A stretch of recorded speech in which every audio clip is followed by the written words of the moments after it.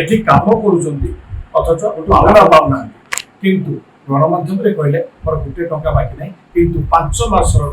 ଦରମା ସେମାନେ ପାଇନାହାନ୍ତି ଗୋଟେ ପରିବାରଟା ଚଳେ କେମିତି ବିଚାର ମୋ ମାଲିକ ମହାସୁନ୍ଦର ଚାଲେ। ନମସ୍କାର ଜୟ ଜଗନ୍ନାଥ। ଆମର ସେଇଆ କରିଥିଲା ଆମେ ଆମର 3 ଦିନ ପରିଶ୍ରମ ଆମର 2 ରାତି ଗଲା ରାଜଧାନୀ। ଆଚ୍ଛା ଏଇଟାକୁ କାହିଁକି ଆମେ ଦେଲୁ ସମସ୍ତେ ମନା କରୁଥିଲେ ଯେ ଆଉ ପବିତ୍ରକୁ ଗାଡ଼ି ଆଣନ୍ଦ ନାହିଁ ସମସ୍ତେ କିନ୍ତୁ କହିଲେ ନାହିଁ ଆଚ୍ଛା ଠିକ୍ ଅଛି ଆଜି ପୁରା ସେ କରିଥିଲା ନାଚର ଭଲ ନ କଲେ ଆଉ ଲାଷ୍ଟ ଟାଇମ୍ କିଏ ଅଛି ଆଉ ଛାଡ଼ ତମେ ଦେଇଥାଅ ଯେହେତୁ ପାର୍ବତୀର ନାଁଟା ଅଛି ମେନ୍ ହେଲା ପାର୍ବତୀ ପୁରୁଣା ପାର୍ଟି ନାଁ ଅଛି ନାଁ ଲୋକ ପଳେଇ ଆସିବେ ତେଣୁ ଯାତ୍ରା ଯାହା କରୁଛୁ କର ଭାଇ ଆମେ ଆଡ଼ଭାନ୍ସ କରିଦେବୁ 6 ଲକ୍ଷ ଟଙ୍କା କଥା ହେଲା ଆମେ ଯଦି କହିଲୁ 550 ଦେବୁ ଆଚ୍ଛା ଏଇଆ ପୁରା ଫାଇନାଲ ହେଲା 550 ହେଇକି ପଳେଇ ଆସିଲା ପରେ ଆମେ ତ ପୁଣି 200 ଜଣଙ୍କୁ ନେଇକି ଯାଉଛୁ ନା ଆମେ ତ ଏକୁଟିଆ ନୁହଁ ଏଠି ଯେତେବେଳେ ଫାଷ୍ଟ ରାତି ଆସିଲା ମୁଁ ତ ମନା କରୁଛି ସନ୍ଧ୍ୟାବେଳେ ଯେ ନାଇଁ ତମ ପାର୍ଟିର ଆସିନାହାନ୍ତି ତମେ ଆମ ପାଖରୁ ଆହୁରି ପାର୍ଟିର ପାଇଁ ପଇସା ନେଲ କ'ଣ ଆମେ ତାଙ୍କ ଘରକୁ ପଇସା ପଠେଇବୁ ଆଉ ସେମାନେ ଆସିବେ ନହେଲେ ଆସୁନାହାନ୍ତି ପେମେଣ୍ଟ ପାଇନାହାନ୍ତି ଭାଇ ଏମିତି କ'ଣ ଯାତ୍ରା ଠିକ୍ ଅଛି ତମେ ଆଜି ପ୍ରଚାର କରିବ ଆମେ ପ୍ରଚାର କରିଦେବୁ ଭାଇ ରାତିରେ ପ୍ରଚାର କରିଦେଲେ ଲୋକ ହେଇଗଲେ 1000-1500 ଲୋକ ବସୁଛନ୍ତି ରାତି 1ଟା ବେଳକୁ ମୋତେ ଡାକିଲେ କହିଲେ ନାଇଁ ପାର୍ଟିର ଆସୁନାହାନ୍ତି ଯାତ୍ରା ବନ୍ଦ କହିବ କିଏ ପେଣ୍ଡାଲ ଏକା ବାଡ଼େଇକି ଭାଙ୍ଗି ପକେଇଦେବେ ସେଥିରୁ ଆମେ 5-7 ଜଣ ଗଲୁ ସରପଞ୍ଚ ସରପଞ୍ଚ ହେଇଥିଲି ଇଏ ସବୁ ସାଙ୍ଗେ ଡାକି ପ୍ରେସିଡେଣ୍ଟ ସେକ୍ରେଟାରୀ ଏଇ ସବୁ କମିଟି ଯାଇ ପେଣ୍ଡାଲ ପାଇଁ ହାତ ଯୋଡ଼ି ମନା କଲୁ। ଆଚ୍ଛା ପେଣ୍ଡାଲ ସିନା ମନା କରିଦେଲୁ ଯୋଉ ସବୁ ଦୋକାନୀ ମାନେ ତାଙ୍କର ଯୋଉ ସବୁ ଜିନିଷ କରିଥିଲେ ତା କ୍ଷେତ୍ରରେ ମୁଁ ଦଣ୍ଡ ଗଲା ଲେଡିସ୍ ଗୁଡ଼ା ସବୁ ଆସିଥିଲେ ଯଦି ଠିକ୍ ଅଛି ତମେ ରେକର୍ଡ ଡ୍ୟାନ୍ସ କର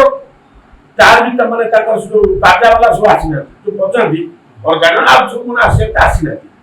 ସେତିକି ବି ହେଲା ରେକର୍ଡ ଡ୍ୟାନ୍ସ ହେଇଥିଲା ହଁ ସ୍ତ୍ରୀ ଲୋକଗୁଡ଼ା ବସିଗଲେ ପୂର୍ବରୁ କରୁଥିଲେ ରାତି 1ଟାରେ ଭାଇ ମାନେ କୋଟେସନ ଦେଇ ତାମାନେ ସବୁ ସ୍ତ୍ରୀ ଲୋକ ତାଙ୍କ ଘରେ ଚାଲିଲେ ହେଲେ ଆମେ ବଦଳ ନେବୁ ନା ଗଲା ସେକେଣ୍ଡ ରାତିକୁ ଯାତ୍ରା କଲେ ତୃତୀୟ ରାତି କ'ଣ କଲେ କ'ଣ କରିବା ଭାଇ କହିଦେବୁ ପାଇଁ ପୁଣି ଇଲେକ୍ଟ୍ରିକ୍ ବାଲା ଗଲୁ ଆମେ ସିନା ଆମ ଥାନାରେ କହିଦେଲୁ ଥାନା ହେଲେ ସେ କହିଲେ ଆଉ ଯଦି ଖର୍ଚ୍ଚ କର ରିକ୍ସରେ କର ଆମେ ରିକ୍ସରେ କଲୁ କିନ୍ତୁ ଇଲେକ୍ଟ୍ରିକ୍ ବାଲା ସେମାନେ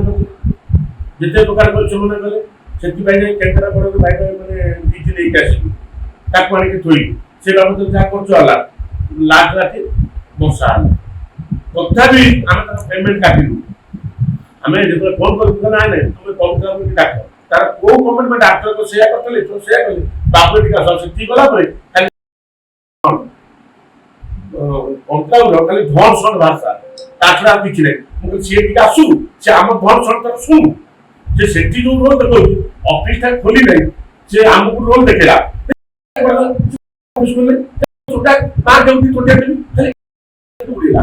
ଠିକ ଅଛି ଭାଇ ତୁ ତୋ କାମ କରୁଛୁ ଆମର କ'ଣ ଦରକାର ଅଛି କିନ୍ତୁ ଆମେ ଜାଣୁ ଆମକୁ ରୋଲ ଦେଖଉଛୁ ପବିତ୍ର ଆମେ ତା ମ୍ୟାନେଜର କହିଲୁ ଆମେ ତୁ ପବିତ୍ର ସେ ଟିକେ ଆସୁ ଆମେ ସେ ଜାଣିବ ଯେ 50 ଲୋକ ଏମିତି ଲାଗେ ସେଥିରୁ ଆଉ ଆସିଲାନି ତାପରେ ଆମେ ଦେଲୁ 4,80,000 ନା 4,90,000 ଲାଷ୍ଟ ପେମେଣ୍ଟ ହେଲା ମୁଁ କିଛି କହି ଆଉ ପେମେଣ୍ଟ ଦିଅ 4,50,000 ପାଟିକି ଦିଅ ନାହିଁ ଆମ ହାତରୁ ବାକି ସତରେ ଆମେ ଦୋକାନୀ ମାନଙ୍କୁ ତାଙ୍କ ପଇସା ଇଏ କରିବୁ ନା ଆଉ ଆମର ତ ତୃତୀୟ ରାତିରେ ହେଲା ନାହିଁ ତାକୁ ସେ ଯୋଉ 2 ଲକ୍ଷ କରିଛି ଆମେ 2 ଲକ୍ଷରେ ବି ଦେଇଦେବୁ ପେମେଣ୍ଟ ସେଥିରୁ ଆଉ ତମେ ଆସିଲାନି ତାଙ୍କ ପାର୍ଟିକି ଆମେ ଦେଇଦେବୁ ପଇସା ତାଙ୍କୁ କ୍ଲିୟର କରିଦେବୁ ତାଙ୍କର ସେ ବି ଖୁସି ହେଇଗଲେ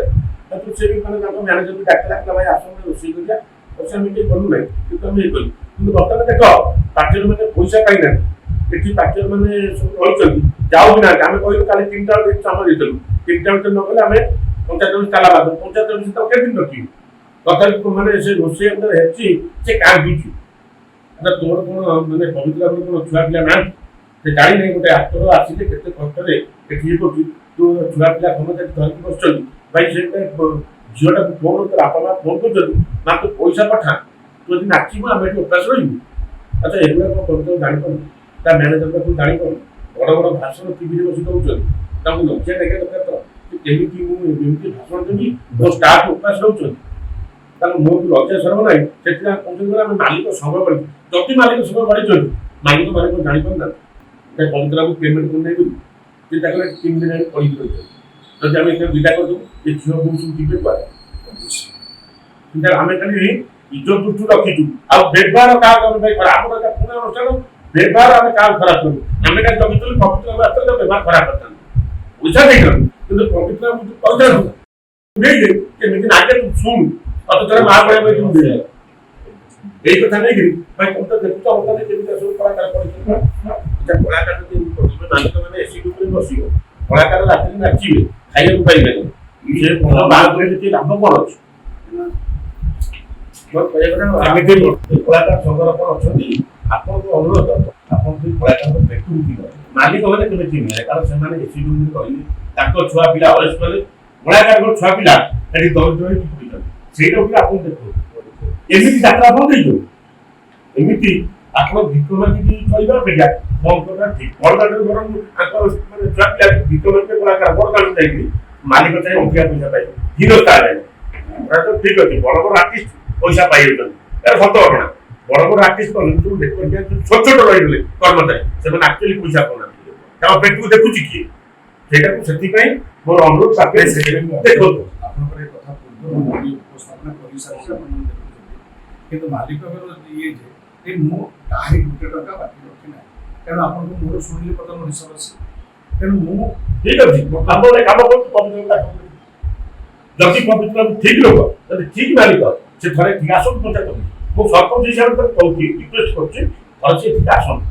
ଆସିକି ଦେଖନ୍ତୁ ରାଜଧାନୀ କୋଉ ପ୍ରକାର ଅସୁବିଧା ହେଇଯାଇଥିଲା ଆର ବର୍ଷ ଆପଣ କୋଉଠିକା ସରପଞ୍ଚ ଆପଣ ମୁଁ ଏଇ ଉତ୍ତର ଶାସନ ପଞ୍ଚାୟତ ସରପଞ୍ଚ ଦିଲ୍ଲୀ ବ୍ଲକ ଉତ୍ତର ଜିଲ୍ଲା ଜଗତସିଂହପୁର ଜିଲ୍ଲା ଜଗତସିଂହପୁର କୋଉ କମିଟି ନା କଣ ଆମର ମହାବୀର ଯାତ୍ରା କମିଟି ଉତ୍ତର ଶାସନ ମହାବୀର ଯାତ୍ରା କମିଟି ଆମେ ମହାବୀର ଯାତ୍ରା କମିଟିରୁ ଆମେ ଅନୁରୋଧ କରୁଛୁ ସରପଞ୍ଚ ହିସାବରେ ଅନୁରୋଧ କରୁଛୁ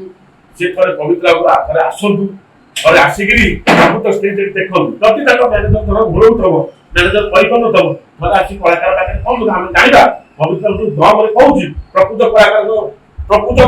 କଳାକାର ସମ୍ପୂର୍ଣ୍ଣ ଆସିପାରିବ ନାହିଁ ଯେତିକି ସେ ମାନେ ପଇସା ରଖିଛି ଆଚ୍ଛା କଳାକାର କାହିଁକି ଜଣେ ମାଲିକକୁ ଶୋଧୁଛି କାହିଁକି ଜଣେ ମାଲିକକୁ ଗୋଟେ ରୋଷେଇଆ ସେ ଚୁଲିରେ କାଠ ପକେଇବେ ତମ ରୋଷେଇ ହେଲେ କଳାକାର ଖାଇବ ତମ ମ୍ୟାନେଜର ବି ଖାଇବ ସେ କାହିଁକି କାଠ ଖଣ୍ଡେ ପକେଇକିରି କାନ୍ଦୁଛି ତମ ମାନେ ତମକୁ ଶୋଧୁଛି ତମ ଛୁଆ ପିଲାକୁ ଶୋଧୁଛି ଆଚାର୍ଯ୍ୟ କୌଣସି କହିଲେ ଆପଣ ଜାଣନ୍ତୁ ସେ କଳାକାରକୁ ପାଇଛନ୍ତି ରୋଷେଇକୁ ପଚାରିବେ ତୋର କେତେ ପଇସା ରାଖିବ 5 ମାସ ବାକି ଅଛି ତାହେଲେ ତା ଛୁଆ ପିଲା କେମିତି ବଞ୍ଚିବ ପବିତ୍ର ତମ ଛୁଆ ପିଲା ଅଳସରେ ବୁଲିବେ ତମ ଛୁଆ ପିଲା ମାନେ ଏସି କାରରେ ବୁଲିବେ ଅଥଚ ଏମାନେ ଦିନ ତଳିକି ଖଟିବେ ଏମାନଙ୍କ ପେଟକୁ ତମେ ମାରୁଛ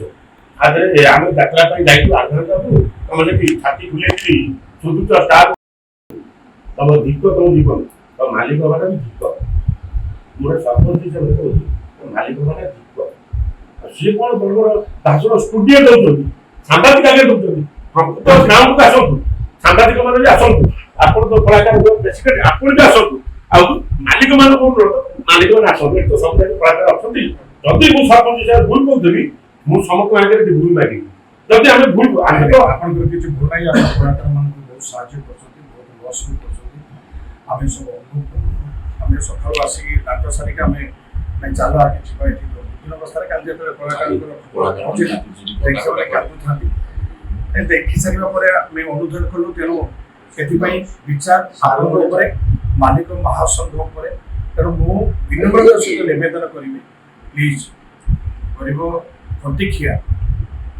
ସେମାନଙ୍କର ପେଟ କଟଣା କଥା ଟିକେ ବୁଝି ଦିଅନ୍ତୁ କାହିଁକି ନା ତାଙ୍କ ପରିବାର ବର୍ତ୍ତମାନ ହତଗ୍ରସ୍ତ ହେଇଗଲାଣି ଏଠି କାମ କରୁଛନ୍ତି ଅଥଚ ପାଉଣା ପାଉନାହାନ୍ତି କିନ୍ତୁ ଗଣମାଧ୍ୟମରେ କହିଲେ ମୋର ଗୋଟେ ଟଙ୍କା ବାକି ନାହିଁ କିନ୍ତୁ 5 ମାସର